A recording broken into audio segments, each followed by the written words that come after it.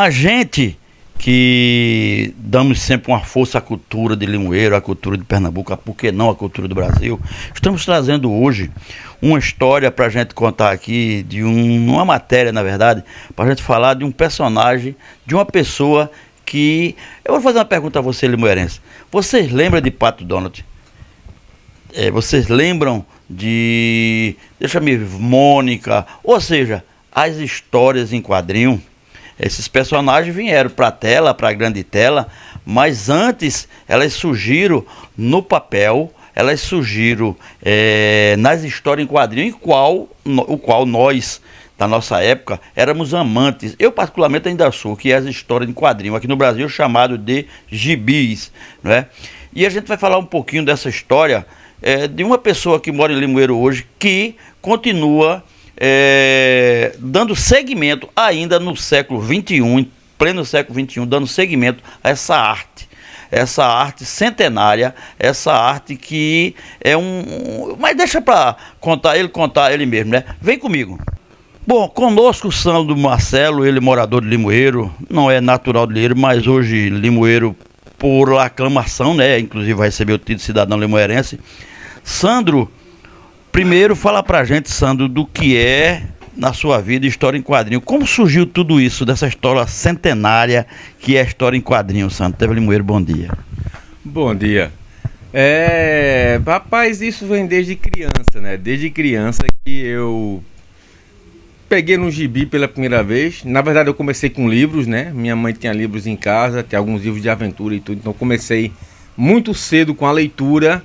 E em uma determinada fase da minha vida eu conheci o gibi, né? Comecei com aqueles primeiros Pato Donald, Patinhas e tudo. E fui me envolvendo, fui me apaixonando. Na verdade, Sandro, você fala assim, Pato Donald, é porta de entrada de muita gente. Sim, exatamente, é porta de entrada para muita gente. Geralmente a gente começa na infância com aquele quadrinho mais lúdico, né? Mais infantil mesmo, né? Turma da Mônica foi a porta de entrada de muita gente. Muita gente hoje lê quadrinhos que começou com Turma da Mônica, né? Com aqueles os desenhos do Maurício de Souza, que na época era ele que fazia, hoje ele não faz mais. Hoje ele tem uns contratados que fazem para ele, né? Mas muita gente começou assim, é uma porta de entrada para muita gente. Sandro, daí em diante, você começou a seguir a linha da Marvel. Eu percebo aqui no seu desenho a linha da Marvel, que é mais voltada para ficção, para personagem de super-herói, né? E você acabou criando também os seus super-heróis e passou a ser o desenhista, o cartunista, aquele cara que eu estou aqui de boca aberta aqui com o que eu estou vendo aqui, com a qualidade do trabalho e com o produto final que vocês têm.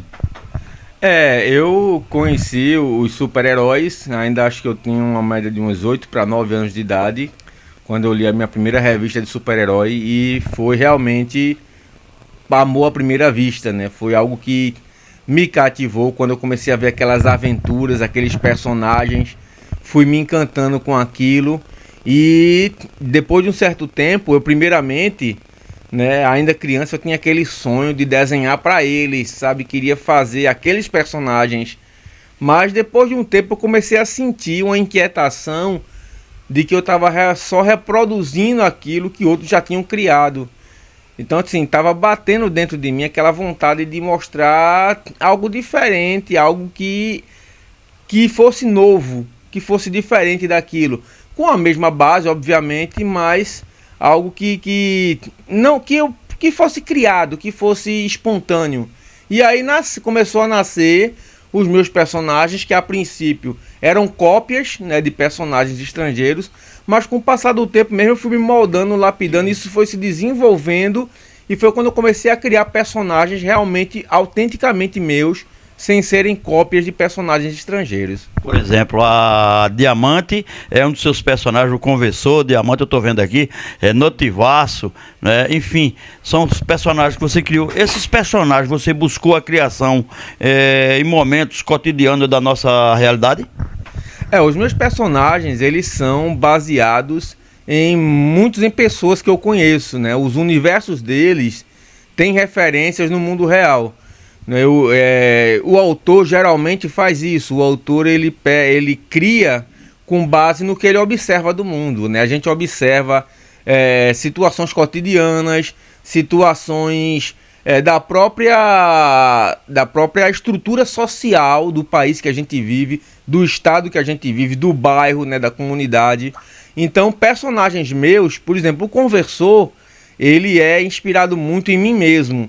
E os personagens ao entorno dele, os coadjuvantes dele, são inspirados em amigos meus, em pessoas que eu conhecia, que até gente que eu nem tenho contato mais, né? Mas baseados também alguns em pessoas da nossa mídia, né? Tem personagem meu que é baseados em jornalistas que também são repórteres e tudo mais. Então é tudo baseado no que a gente observa, nas experiências de vida que a gente tem e na exploração do nosso cotidiano mesmo. Eu não sei se eu vou estar errado no que eu vou lhe perguntar. Por exemplo, quando você fala, são pessoas que estão no seu cotidiano, pessoas... você cria o personagem pensando naquela pessoa que lhe rodeia, um menino, um amigo, ou seja lá o que for. E as personalidades dos personagens é inclusa, a personalidade é inclusa nesses personagens. Aí você cria o seu mundo em quadrinhos. É exatamente isso, né? Como você se inspira numa pessoa que você conhece, às vezes uma pessoa que você admira, às vezes uma pessoa que você não gosta, geralmente você transfere isso para os vilões, né? Para os inimigos. Então você você realmente transfere a personalidade da pessoa que você conheceu para aquele personagem, né? Às vezes você dá uma melhorada, uma lapidada em alguma coisa, né? Às vezes você exclui alguma coisa que você acha que talvez não seja condizente para a história em si, mas geralmente é isso. Você pega a personalidade da pessoa, os trejeitos, o modo de vestir, o jeito às vezes de passar a mão no cabelo, coçar a bochecha. Tudo isso é transcrevido para o desenho. Você consegue, dentro do seu mundo, transcrever isso para o desenho. Diamante foi inspirado em quê? Em quem? Alguém especificamente? Diamante, ela foi inspirada em uma pessoa realmente que eu conheci, né? Que da minha infância, inclusive, uma pessoa namoradinha de infância, sabe? Paixãozinha de infância, né? E é coisa que o sentimento, né, de gostar e tudo não existe mais, mas ficou a lembrança boa, ficou uma amizade, né? Então o personagem foi criada inspirado nessa pessoa, né? No jeito, numa visão até, vamos dizer, inocente, né, da pessoa, porque a Diamante, ela é uma personagem que ela é muito ingênua, ela tem um coração muito bom, né? Ela tem um emocional muito forte, ela é uma pessoa que chora fácil, né? Ela tem uma sensibilidade muito grande. Então, a personalidade dela vem dessa pessoa.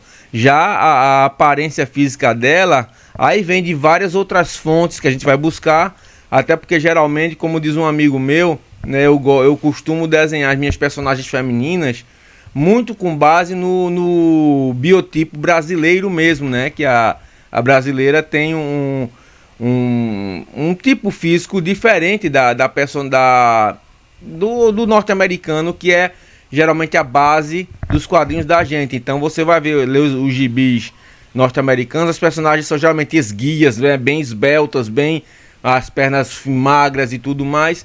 E as minhas personagens, elas têm um biotipo mais assim, mais cheio, né? Porque é muito com base na personagem na mulher brasileira. Na mulher brasileira, né? Sempre evidenciando isso. Então, é uma colcha de retalhos, né? É uma junção de vários elementos, né? Não tem uma coisa só, né? Então, tem a personalidade dela, né? Dessa pessoa que eu conheci na infância, mas tem esses outros elementos que vão juntando para fazer a construção da personagem.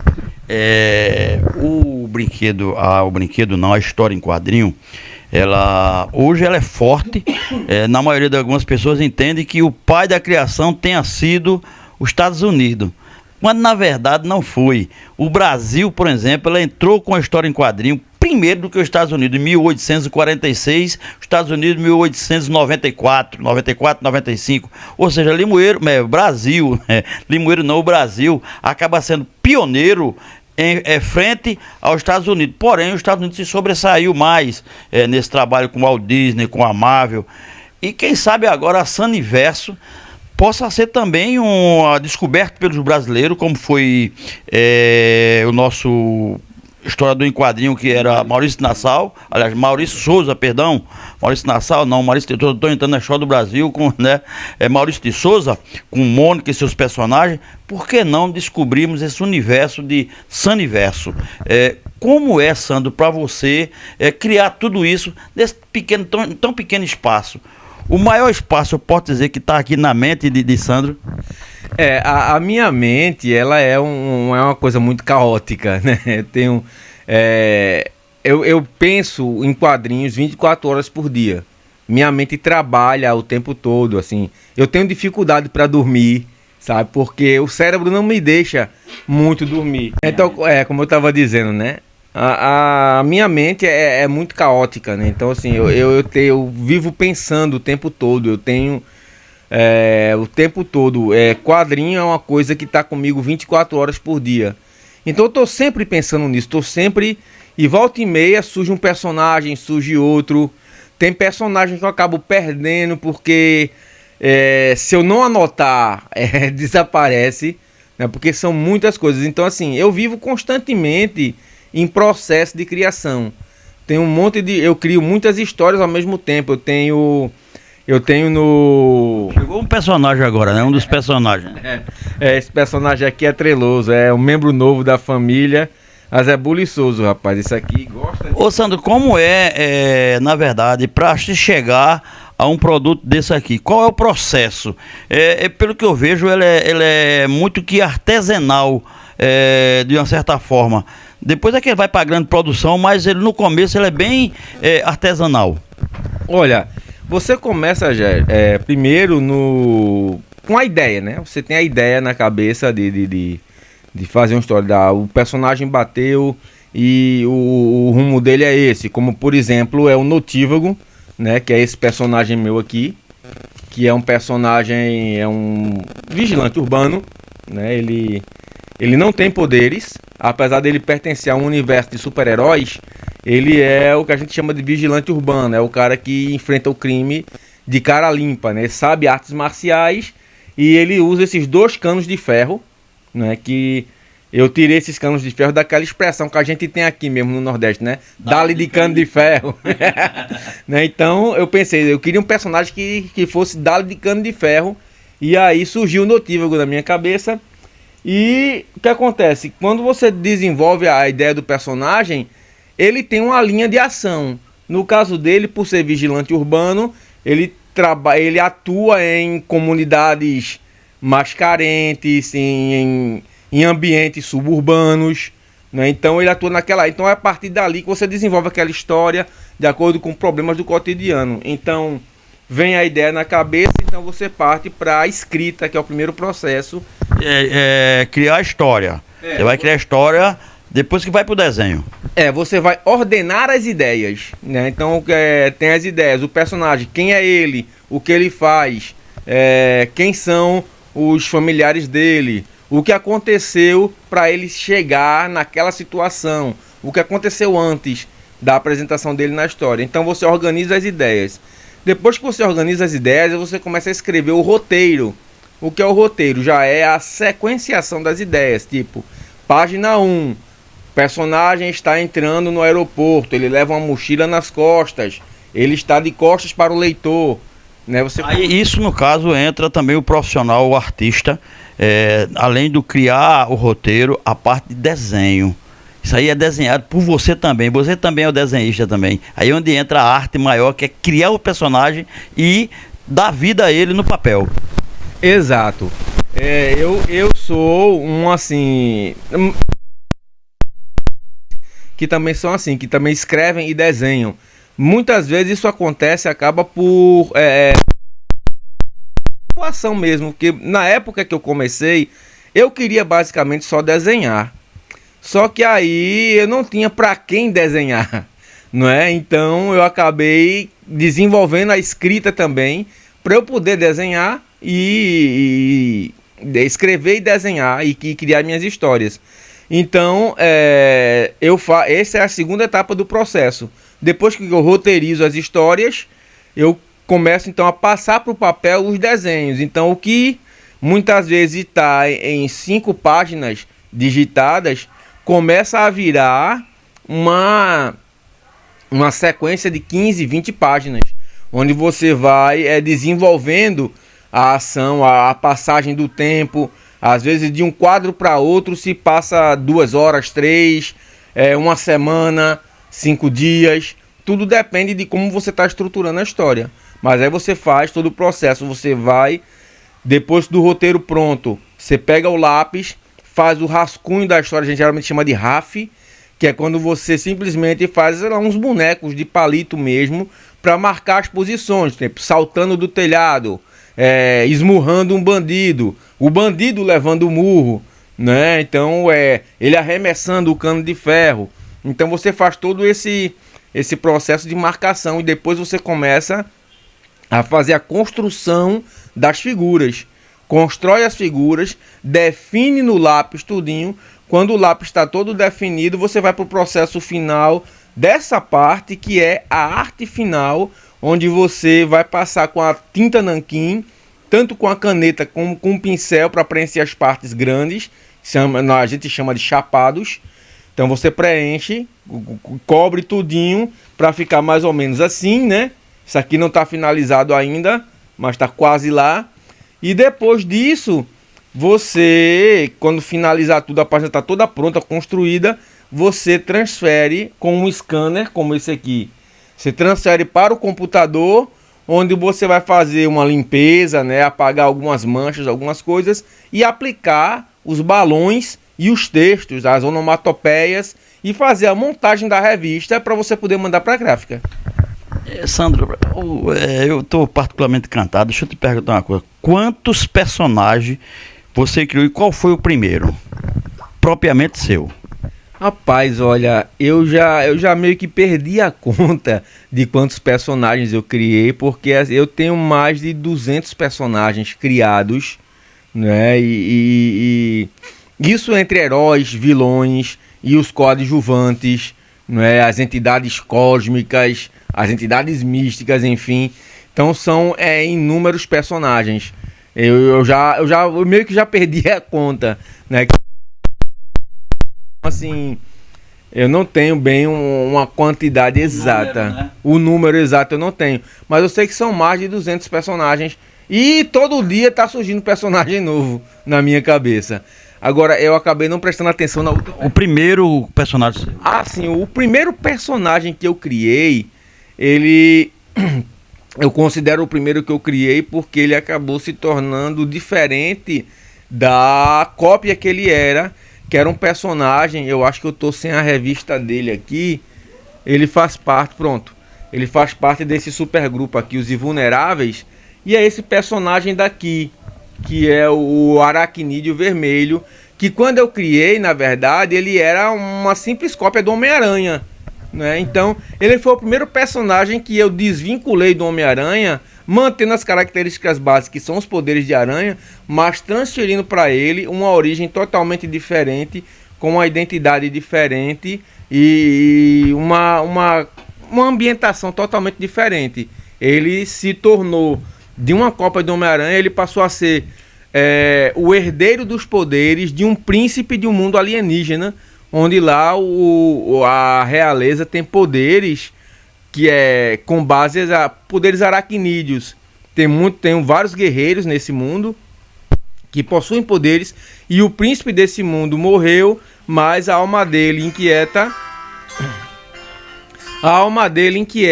buscou outro corpo para poder continuar existindo. E aí acabou encontrando um paralelo, porque eles eram fisicamente parecidos, e ele assumiu então o manto do falecido e se tornou o Aracnídeo Vermelho. Bom, aí a gente, para finalizar, deixa eu te fazer uma coisa, a parte principal para mim, que é a comercialização. Eu estou lendo ali que diz: venha conhecer nossa história em quadrinho. Beleza. Se eu, por exemplo, eu sou um empresário e eu quero criar um personagem meu, da minha história, Eu posso contratar Sandro para fazer isso? Sandro, será que Sandro é capaz de desenvolver um personagem específico para, por exemplo, TV Limoeiro? Quem foi TV Limoeiro? Quem é Jair Ferreira dentro de TV Limoeiro? Eu poderia lhe contratar para fazer isso. Isso pode acontecer também? Com certeza, Jair. Inclusive, isso é um serviço que eu já faço. Eu possuo um financiamento coletivo, né, na internet, numa plataforma chamada Catarse, onde eu ofereço vários serviços em troca de apoio financeiro. Então, eu nessa plataforma, eu estou dizendo isso da plataforma, mas eu posso fazer isso fora da plataforma também. Inclusive, eu faço isso fora da plataforma, né? Inclusive, até fechei essa semana um contrato com um amigo meu para desenhar algumas histórias para ele.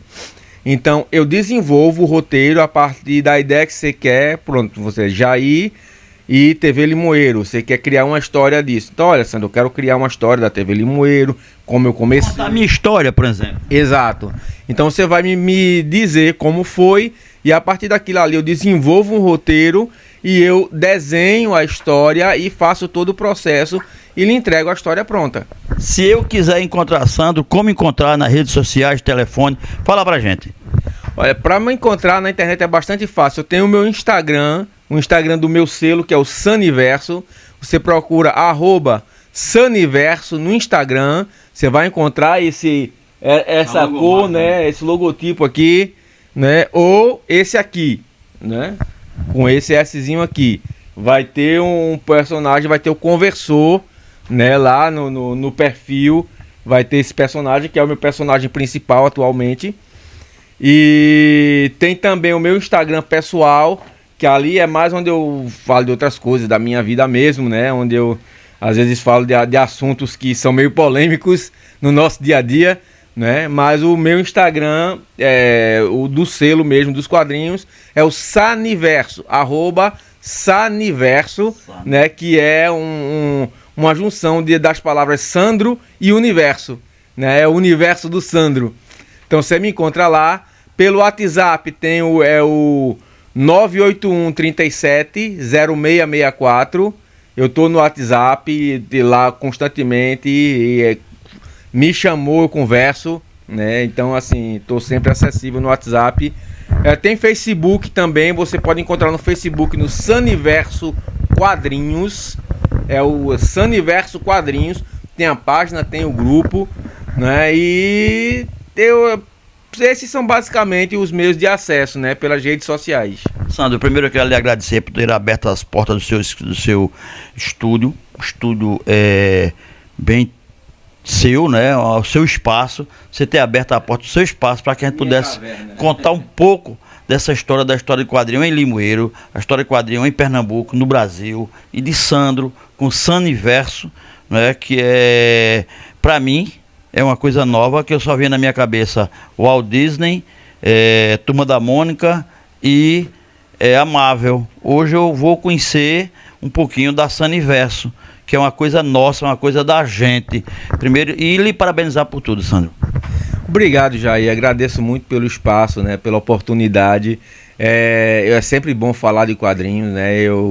Se você deixar, eu falo o dia todo. É uma coisa que eu gosto demais de falar.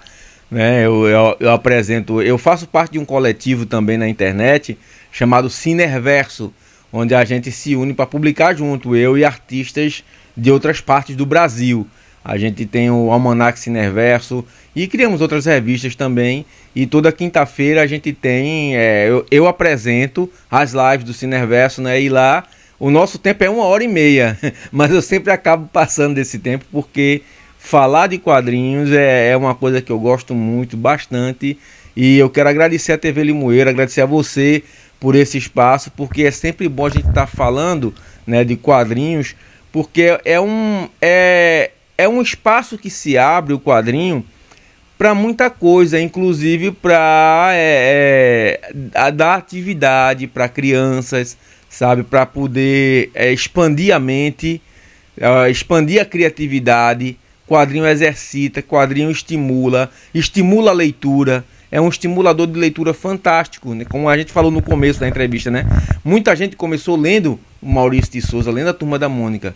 Então, assim, é muito gratificante abrisse esse espaço para o quadrinho, e principalmente para mostrar para o nosso público que existe produção nacional de quadrinhos, além do Maurício de Souza, né? Existem outros artistas, e olha, não são poucos não, viu? São muitos artistas produzindo histórias em quadrinhos aqui no Brasil. Então, mais uma vez, agradecer por esse espaço e estamos à disposição para estar sempre falando de quadrinhos aqui no nosso Limoeiro.